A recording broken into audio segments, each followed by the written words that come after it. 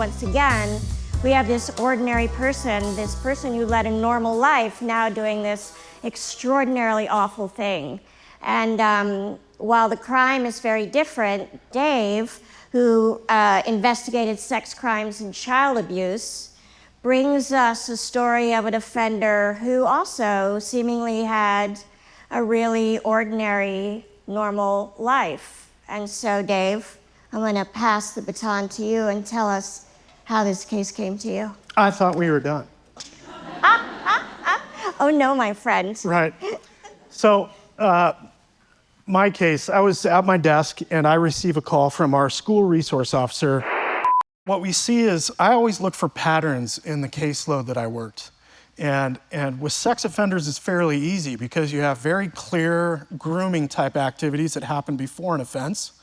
Then you have very clear activities that happen after offense. So I kind of feel like I'm cheating when I'm talking about post and pre-offense behavior. It's like there's already kind of a roadmap, and offenders are not unique and they all kind of do the same thing. If you're, a 10-year-old child and all of a sudden you meet this new man and within 4 or 5 months, he's in charge of spanking you, he's in charge of discipline, it's his house, that's another pattern that I see.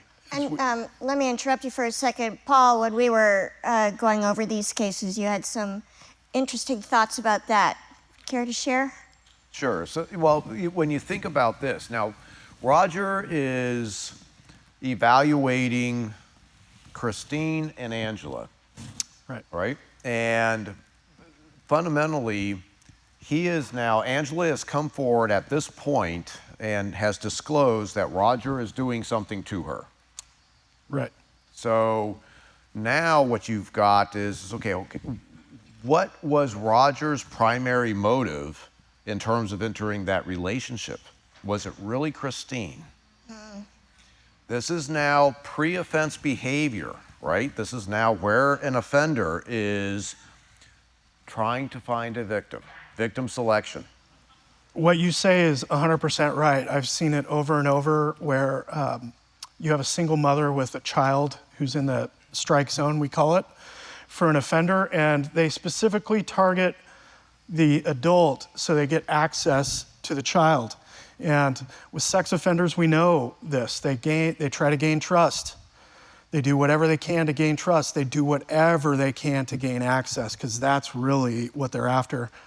And then they try to isolate, they offend, and then after the offense is all about maintaining access to this victim and making sure that victim is either never gonna come out and disclose what Roger's doing to her at night, or won't be believed if they come forward and say something. So you have a lot of cases where you have a child victim that's getting slandered by people in the family saying, oh, she's a liar, she makes shit up all the time.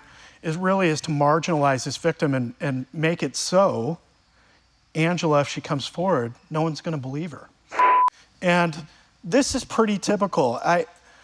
The first case I ever had as a detective, very similar circumstances. In fact, I was telling Paul upstairs, hey, I started going back through my caseload, and there's at least 10 victims from my past caseload that would go, Detective Dave's telling my story tonight.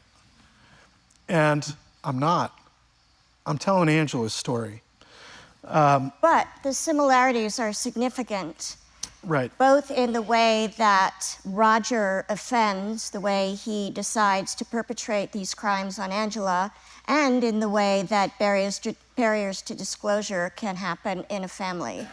Right, and it just, these things happen over and over again. Like that first case I had, I got a confession, went back to the mom's house to let her know, hey, your husband just confessed to going into your daughter's room at night, and that mother told me, I don't believe it. And I was like, well, I mean, he could tell you himself. He's right there. In that case, the victim recanted, and that case never went anywhere. And so you learn early on, this happens. You have mothers, you have fathers, you have family members, you have friends that are not supportive, that don't believe when someone comes forward and says, by the way, this horrible thing happened to me, and that person did it. And so that's what this case is. It reminds me of so many others. And when we started talking about this show here, I was like, well, patterns of behavior, what do I have? And I was like, stepdads and boyfriends. And moving in really quickly, you've often talked about how that's a pattern that you often see with sex abuse cases. Nonstop. Sex abuse, physical abuse, typically a really quick move in with the stepfather or boyfriend now becoming the disciplinarian. Happens all the time, and the police tend to go to those houses often. Or child services is involved in those lives. And what you see, Roger, of course, is, when he initially is engaging with Christine and Angela, of course, he's focused on Angela. These offenders are very good at spotting somebody going, okay, it's not just a mother-daughter relationship, it's also this mother is somebody that I can manipulate. And they really key in on that psychological weakness, and then they ingratiate themselves in a relationship. Right. Happens all the time. In my caseload, I saw this over and over and over again. People would say, oh, Roger's just being playful and silly. And I would say, well, I mean, if he's doing the same thing that 15 other sex offenders that I put in prison are, yeah, Roger's innocent. But there's a difference between regular hanging out with your kids and the way Roger wants to hang out with Angela. So he's gauging reactions from the adults in the room. Do they mind? Does anybody intervene? He's gauging Angela. So it's working the sex offender caseload is really about like recognizing patterns and going, oh yeah, okay, now I know what Roger's all about. Well, in Dave's case, these types of offenders, they want to have continuous access to their victims.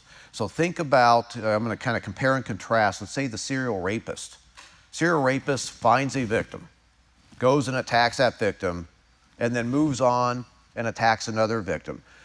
That type of offender is not worrying about trying to groom the family or that victim for that constant interaction versus somebody that wants to abuse Angela, like Roger is doing. He wants to be able to maintain access. So this offender is now trying to figure out a way to normalize his behaviors to be able to continually victimize Angela over and over again. Right, 100% right. This is coercive control. He's got a victim and he wants to continue to victimize, but he also knows that that victim can harm him if she discloses. Right. And so now he is monitoring her and has put onerous restrictions on her up and beyond the other kids in the house. Right. And this is very, very much identical to domestic violence cases where an offender will do this coercive control over their spouse and monitor their phones or show up at work. It's identical in terms of that type of behavior. Yep. Here's a fascinating thing. When you talk to sex offenders, I learned this from my mentor, who is Jeff. And he told me, hey, when you get into the room with these sex offenders, ask them the king for a day. Give them the king for a day speech. And I was like, I'm interested. What's that? He said, and I watched Jeff interview over and over again because he was a master at talking to people. There's never any awkward silences in his interviews, but Jeff would always pose this question, hey, Roger, you're king for a day. It's your kingdom. And somebody comes to you with the facts of this case involving Angela and her stepfather. You're king for a day, and they come to you with those facts. What would be your sentence? What do you do? I mean, we have on one side, we have like counseling, hey, knock that shit off, don't do it again. In the middle, we have like, you're gonna have to get beaten up by a few people. And on the right, it's like hang him from the nearest tree. So there's a spectrum of where Roger as king for the day would want, where he would want this sentence to be. And in true sex offender fashion, Paul tells me, or not Paul.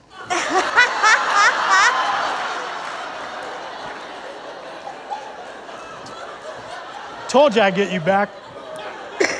That's fucked up, Paul. Oh my God. All right. Hey, See how it is. told you we were gonna screw this up. Roger tells me, you know, with those circumstances, I think, you know, like, no rape, no sodomy, like, no, touching. You know, criminal touching. Let's be clear about that. When we're in the room, we all know what we're talking about. Okay. Yeah, it's criminal touching.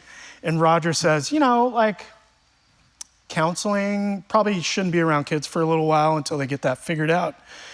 What about jail time? You think they need any jail time? Maybe a couple days. But they should get another chance. And I say, okay, you have other folks in the same posture. When they get asked that question, they'll go all the way to hang them from the nearest tree. They should die right now. And I always go, well, hold on. What if that person you want to hang from the tree, what if they all only needed was a little bit of counseling and they could get that figured out in a few months? And the folks who are all about, I want to kill them right now, come back to, well, yeah, you know, counseling, a couple days in jail, and they should be fine. So it really gauges where people are rational about what they think should happen to a child sex offender. Is if you think counseling is on the list,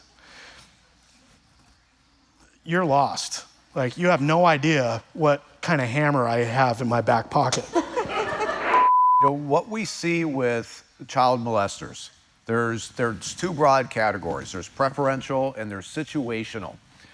So a preferential child molester is somebody who generally is an offender, who generally is not going to be able to have a consensual sexual relationship with an adult. They prefer to have that sexual relationship with a child of whatever their target range is and whatever gender their preference is. Situational child molesters, and this is Roger, is when they get into a position where, and Roger's very controlling about the situation, where now there's access. They can situationally have the sexual interactions with the child, but they can still maintain a consensual sexual relationship with an adult. He's getting aroused by the child. That's who he's really wanting to get sexual gratification from. It's just that the situation at that moment in time is not permitting him to take it any further. The moral of the story is that this case, which for most of us is jaw-dropping, even if you've heard maybe once in your life of somebody that you know who's in the presence of, living with somebody who's abusing them. This was Dave's every day for 7 years. And Roger is not an unusual suspect. He's just a regular guy with a job, with kids from a prior relationship and a wife. And same with Dan's guy. He was a regular guy. And for all of you, if the hair on the back of your neck stands up, for God's sake, listen to it. Go out there, stay safe, and don't walk into the parking lot alone. For fuck's sake, take somebody with you. You guys are great. Portland, thank you so much.